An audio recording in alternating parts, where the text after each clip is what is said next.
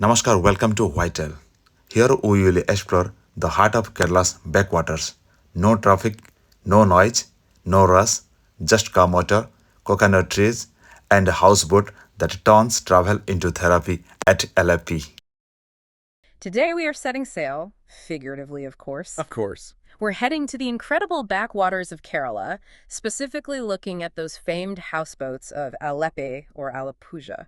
Right. And this experience, it's become a global benchmark for serene, exotic travel, hasn't it? It's that quintessential South Indian adventure you see everywhere. Absolutely. Our source material today is this really insightful first-hand account, a 24 hours in a two-bedroom houseboat.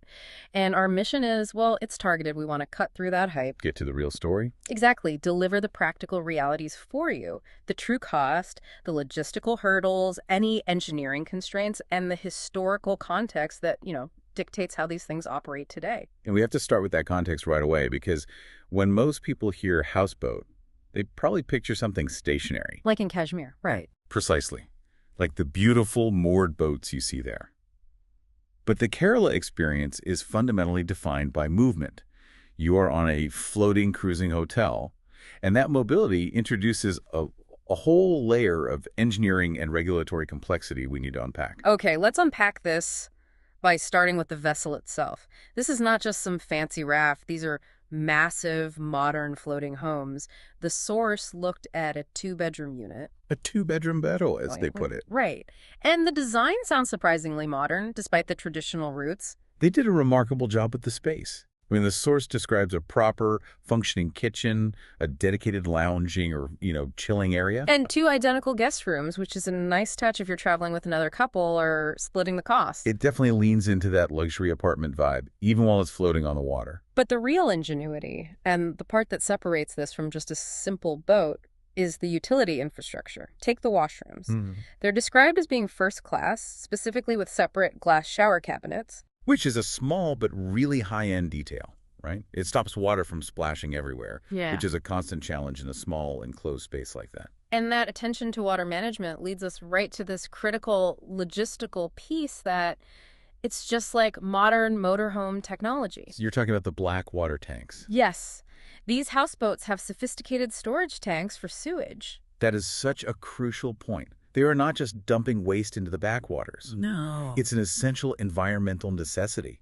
The black water is stored and then pumped out when the vessel is docked in a designated area. This is a real piece of infrastructure. It has to be. You're running a floating hotel. It requires real engineering for waste, for water, and for power. And speaking of power, that brings us to the biggest logistical caveat.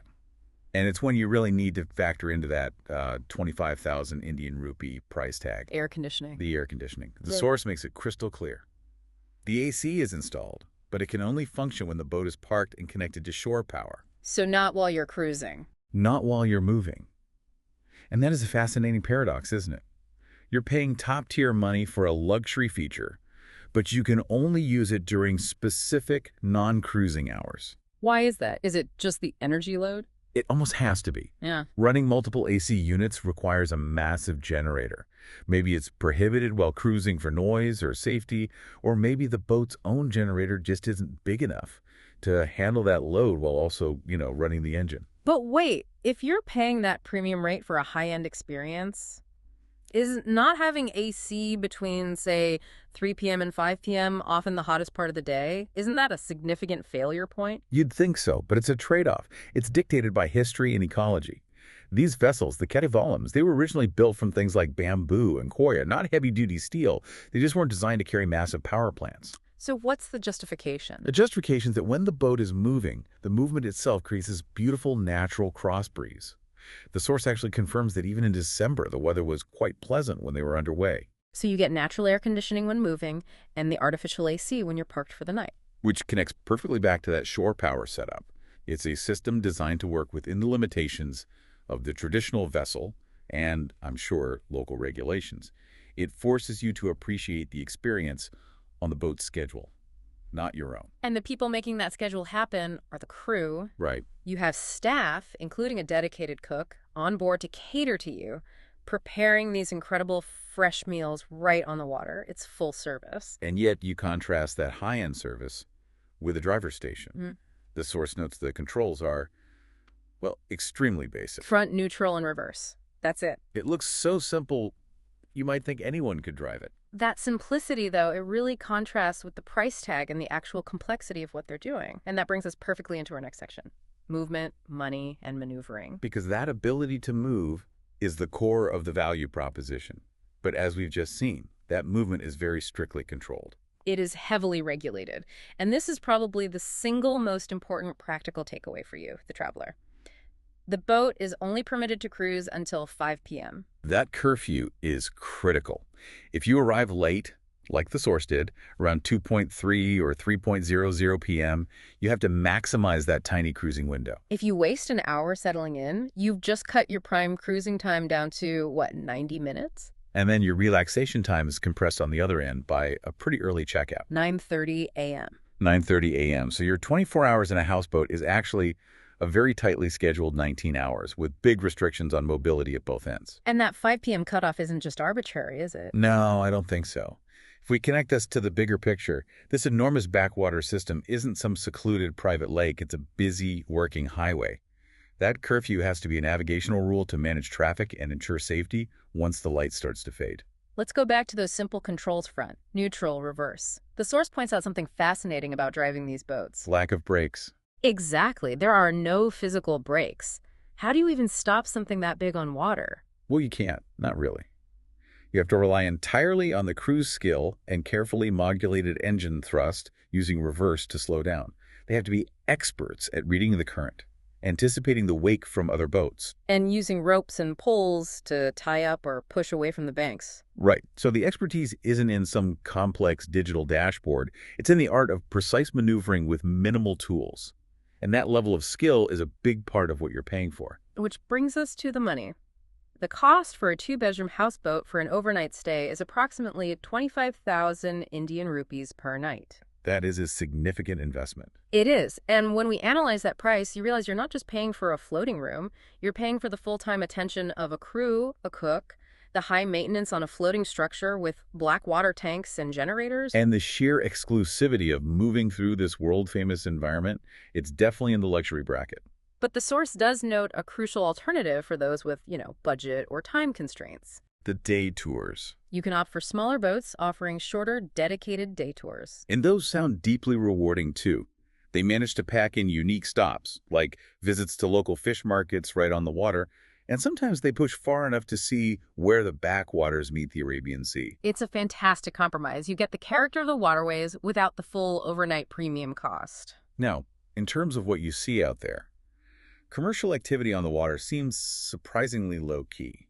The source only mentioned one speedboat ride being offered. Right, but that doesn't mean you can drop your guard entirely. The source included a little note of caution. About the vendors. Yeah. While there are genuine local products sold, travelers should be vigilant. There's a concern some might use the opportunity to sell fake or low-quality goods. It's a good reminder for any tourist spot, really. Approach those riverside purchases with a bit of healthy skepticism. Okay, let's shift gears now. What is a premium experience without spectacular food? And this is where the sensory details in the source material really shine. The food on board sounds like it could be the highlight for many people. It sounds less like a boat meal and more like a dedicated South Indian feast, all prepared fresh by the staff. The source lists this huge array for dinner. A beans vegetable, a mix of cabbage and banana, which sounds really interesting. Salad, proper South Indian rice, rita, and deep-fried bread, puri, served with papad. But the dish that got the highest praise, the one they said was consumed in great quantities. The sambar. The sambar, a lentil and vegetable stew.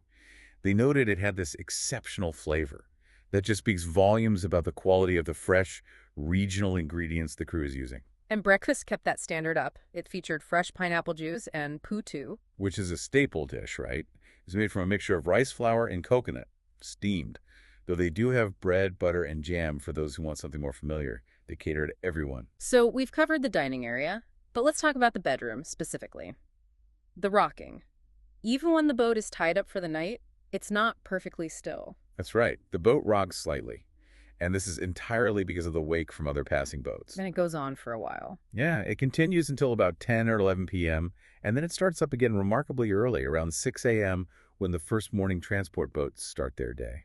This is a critical point if you're a light sleeper. The motor noise and that gentle, persistent rocking will be noticeable. You're on a working waterway, not a silent lake.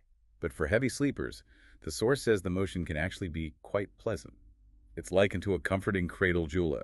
It could make for a really restful night. It's like a natural wake-up call, making sure you catch the sunrise, even if it comes with the rumble of the first 6 a.m. motorboat. And that noise and movement, it just underlines the sheer scale and activity of this whole environment. The source mentions this lake system is absolutely enormous. It connects 3 different districts. That vast size leads us to the real underlying purpose of these backwaters. This provides the historical anchor for our entire deep dive. These waterways weren't built for tourism. Not at all. Historically, they were a critical transportation route. The modern houseboat design we see today is just an adaptation of traditional cargo vessels. Exactly. They were used for the manual transport of essential goods, mostly rice and spices, from the fertile inland fields out to the coast. And the method was just incredibly arduous. It was just 2 people pushing these massive vessels with long bamboo poles, often fighting the current. And it wasn't an afternoon trip. The journey to reach a major commercial port like Kochi or Cochin or Kollam could take 4 to 5 days. 4 to 5 days of continuous hard labor. That history really puts the whole region into perspective. It does. It shows the backwaters are truly the foundational infrastructure for Kerala. And even today, while tourism's a big part of it, these waterways are still a working ecosystem. They're used heavily for local transport boards, right alongside the houseboats and modern motorboats of all sizes. You are sharing a historical, functioning highway. That's the core synthesis, isn't it? The modern luxury experience is just this thin layer over a centuries-old, hard-working transport system. So what does this all mean for you, the learner, as you decide whether to take the plunge? This is a premium experience. It delivers on service, on food, and on a truly unique, moving perspective of the backwaters.